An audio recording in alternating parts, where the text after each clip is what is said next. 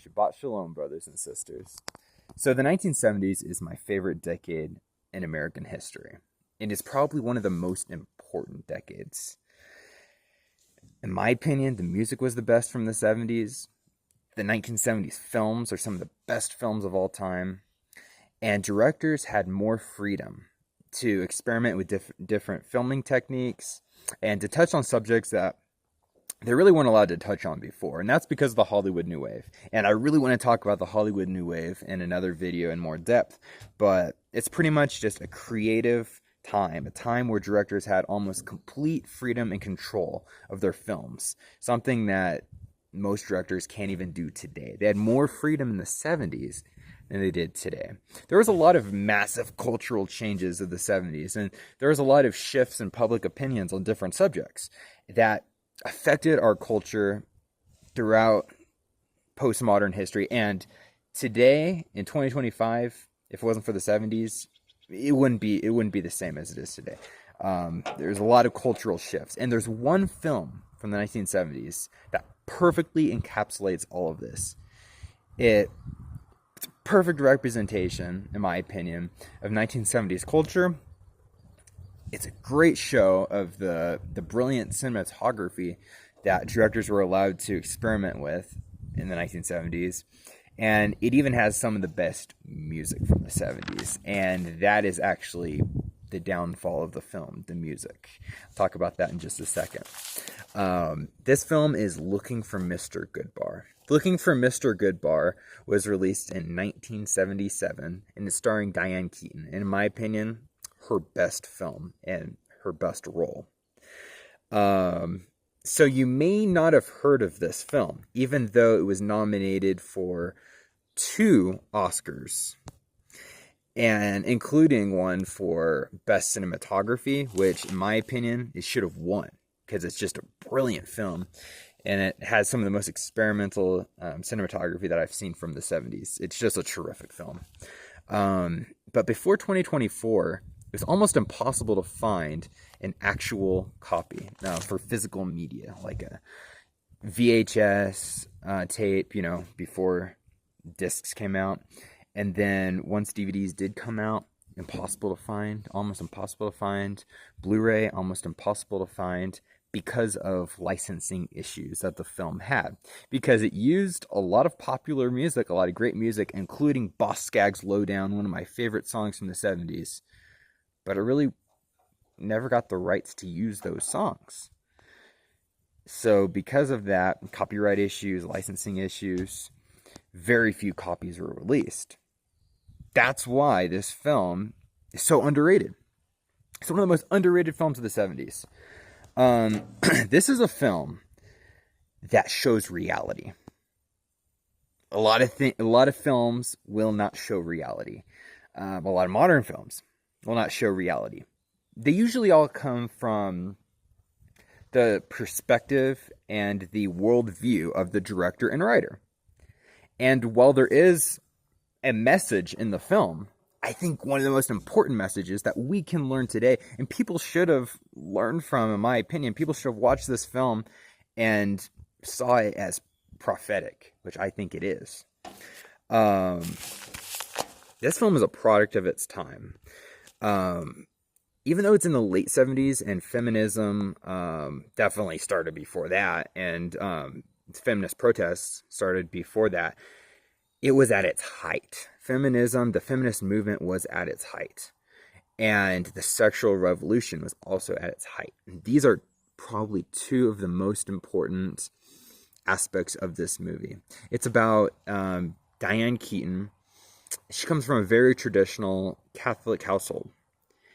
And it kind of shows the hypocrisy of her Catholic parents, and especially her dad. He's very, quote-unquote, religious, but at the same time, he's not afraid to use cuss words, is not the nicest to his family, although I do believe he loves his family.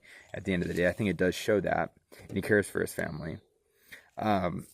He's kind of a hypocrite, and it's a representation of what Diane Keaton's character views herself as a repressed, oppressed woman. And it shows probably what millions of women went through at the time, and it shows the clash of ideas between the Christian Catholic culture at the time and feminism and the sexual revolution. This is a woman that wanted a career, absolutely. She was in college, and she was going to become she became a sign language teacher, or rather a teacher of deaf kids. She wasn't a sign language teacher; they already knew sign language, but she was going to be teaching deaf kids, and she was very talented at this teaching role. And she lived with her parents in the beginning of the film, and there's several times in the film where she just looks at the TV, or there's a radio playing in the background, and it's talking about or showing the feminist demonstrations and protests for women's rights. And this is just such a prominent aspect of the film. And really, her main goal from the start of the film is to embrace the sexual revolution, hookup culture. And it shows it from a perspective of what she really wants. It doesn't condemn it outright. It doesn't promote it outright. It just shows it for what it really is. And it shows it from a woman who believes she's absolutely repressed. It shows it from her point of view. It doesn't come from a liberal or conservative standpoint, in my opinion. That's why this film is so great. It shows a moment of history without bias. Because before the 1970s, there was a huge stigma of hookup culture. And then you saw that starting to break with the younger generation in the 70s. So there's one part of the film where this clash between what, in the beginning of the film, she's hiding it from her parents. But then she finally, after a hookup, she finally, just outright says what she's doing. And he says, you can't, her father says, you can't, you're breaking God's law. You can't live in this house and live that lifestyle. And she's like, absolutely I can't. So then she moves out. And then after that moment, it shows the distinction and the clash between family values and the family unit, even though her family's definitely not perfect. And it shows the rebellion from the traditional values and the family unit, the rebellion into the sexual revolution and into the feminist lifestyle. She gets her job as a teacher, and it really shows the dangers of hookup culture, which I will talk about later. And it also shows how it is a lie that you can have it all. You can't really have it all. Whether you're a man or a woman, you really can't. You can't have a great job. You can't be professional at your job and at the same time stay up all night, partying, hooking up every night, doing drugs, which he tries out once in the film and then gets addicted to. This lifestyle can only go on so long. This is a temporary lifestyle. And you really have to choose, especially with something involving children. And especially these children. These are deaf children that she's teaching. And they haven't had very many people in their lives that truly care about them. And she does truly care about them. And she wants to show it. And they become very connected to her. But there's a turning point in the film where she's taking drugs all night. She's, hooking up every night with someone else. She's going out to bars and clubs, embracing the sexual revolution, embracing this historical moment for women's rights and for the culture in general.